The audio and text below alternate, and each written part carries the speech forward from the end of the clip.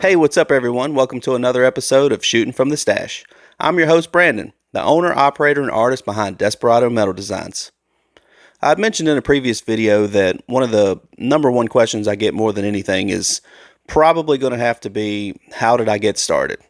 And in that video, I discussed all the different things that transpired to get me going and what really pushed me to really start pushing my business and making more jewelry and making more designs and things like that. And I started thinking, I get several questions and they're usually all around the same thing. And I started thinking, what would be the number two question that I get probably more than anything? And it didn't take me very long to come to the conclusion that the number two on the list is definitely, what's with the skulls? Or why so many skulls? Or why do you do skull jewelry? Some form or variation of that question is usually the number two question that I get more than anything. And just like the number one question, today we're going to talk about number two. What's with all the skull jewelry? But first, let's see the intro.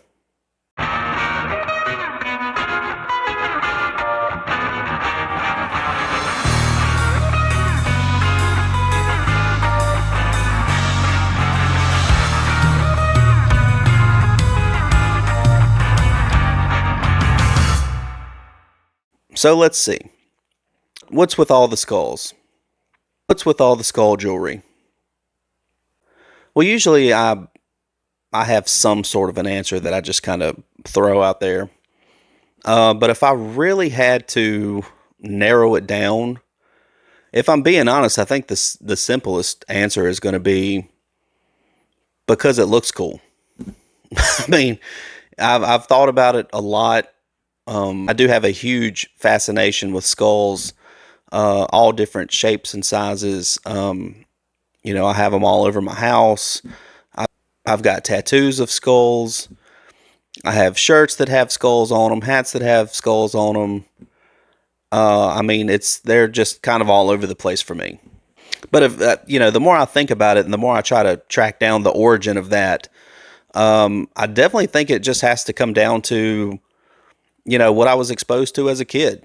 I mean, a lot of the cartoons and stuff that I was watching, when I was younger, even like one of the most recognizable ones would be He-Man. I mean, Skeletor was like one of the coolest looking villains I think I'd ever seen. But even, aside from that, I've definitely mentioned before my love for pro wrestling. I mean, Stone Cold Steve Austin, his main thing was the smoking skull. I mean, he had it on the back of his vest when he would walk out. He had it all over his t-shirts, all over his hats. I was also a big fan of The Undertaker, and he always had kind of like a dark vibe. I mean, he was called the Dead Man. A lot of his scenes, especially when he first came out, was set around like graves, and you seen skulls laying around and stuff while he would do his interviews and things like that.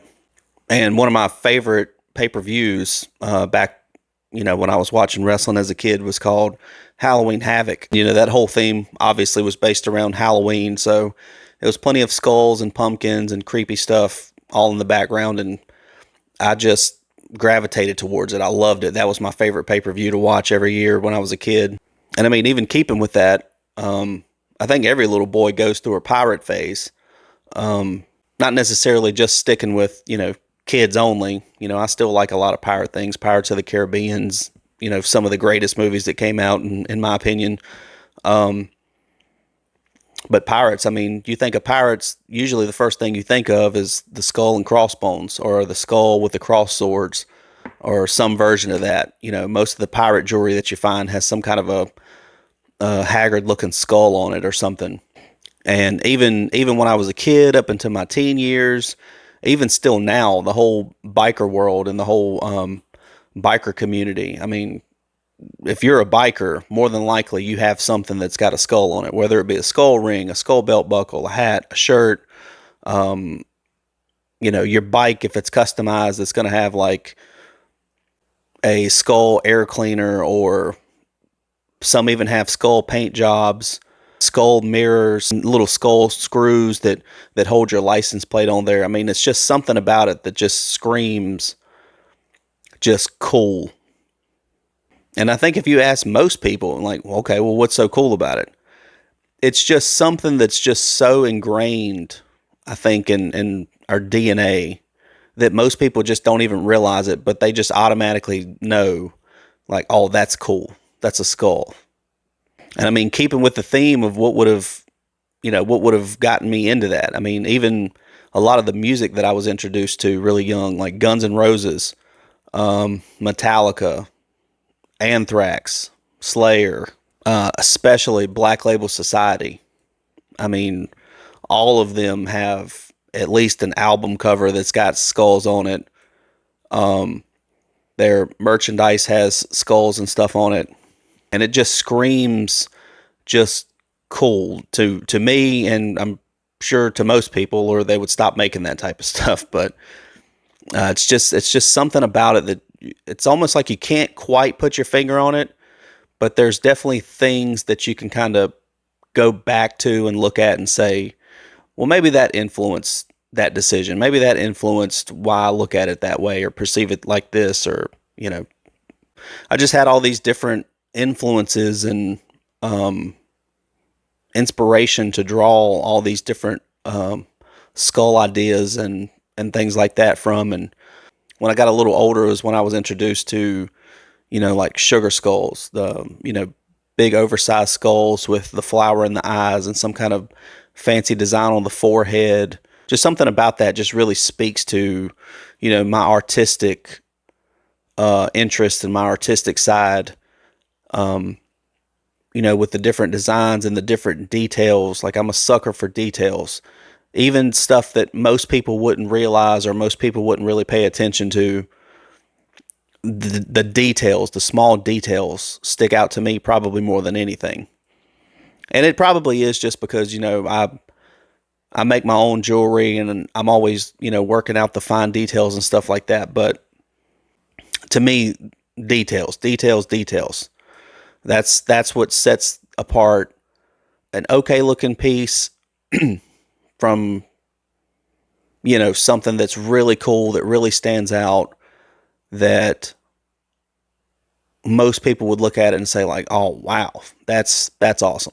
And, I also have to say, as much as I get that question, I think what most people don't realize is now the numbers may be a little different, but there was a time where, I was doing, I still try to do a little bit of everything, but, I had so many different types of designs that the number of skull rings and skull designs that I had were super low compared to everything else that I was, pumping out and trying to work out and trying to do. Because I really do like to challenge myself with different designs, not just stick with the same thing over and over. I do like doing skull designs. I feel like I've done them so much that I can pretty much do it in my sleep now. And even the skull designs that I do, they're just like, everything else. They're really what's kind of cool and amazing about the actual anatomical skull itself. Like, you put 2 or 3 skulls side by side. Yes, they're going to be really similar, but they're all going to be slightly different, which is one of the reasons why I really appreciate handmade stuff and why I have put so much pride in doing mine, doing my designs all by hand. Because even if I do the same skull design back to back, doing everything by hand, there's going to be slight differences. They're not all going to be the same. I might leave a tool mark in one where the other one doesn't have it, or I might not polish one as much as I do the other, or just the cast itself may not come out 100% looking exactly like the one before it. And that's why I appreciate handmade stuff, because you can't get that with something that's done by a machine. That's just not how that works. And I think most people that appreciate, my work, and people that do leather work and all this different things by hand, I think they appreciate the same thing. But kind of back to the original thought, I've done flower rings. I've done gorilla heads, lion heads, Ouija planchettes, navy anchors, different types of crosses, Indian heads, arrowheads. I've did faces. I've did masks. I mean, I really have done, I would like to think, a little bit of everything. But ironically, the pieces that stand out the most to people are the skull rings. So I could have 30 pieces of every other design under the sun and 5 skull designs. And those skull designs are always going to be the ones that stand out most to people. So, there's kind of that factors in also. And I don't even think most people realize that that's the case, but I get that question, what's with all the skull designs? Well, I have some, but I also have this other stuff, but apparently it isn't as interesting or isn't as in your face or stand out as much as the skull rings. And that's definitely not something I have control over. But there is definitely something about skulls that just, even almost on a subliminal level, people are just attracted to, people are just drawn to. Even if they're not necessarily fans of skull stuff, or they think it's a little too aggressive, or it's just not their style. I think even on a subliminal level, people still have that same attraction and appreciation to it. Maybe not the same as me or people like me that, are really into them. But there's still something there that draws them to it, to at least check it out and want to see what it's about and look at it and stuff like that. But in closing, and I guess to wrap this up, what's with all the skulls? Honestly, the simplest answer is because I think they just look so freaking cool. All different shapes and sizes, even different colors and materials, whether it be stone, actual bone, crystal skulls, metal skulls. I just personally can't get enough.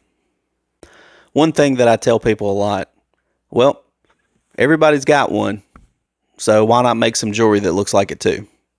And as always, if you've made it this far, here's a thumbs up for you. I really appreciate it. I appreciate all the support. I appreciate the comments that have been coming in and the feedback on previous episodes. Again, if you like what you see, hit the like and subscribe. Leave a comment. Let me know what else you'd like to hear about, or if you have any questions or you'd like to hear a little bit more, feel free. Drop a comment. Let me hear it. And finally, again, I'm Brandon, and this is Shootin' from the Stache. Cheers.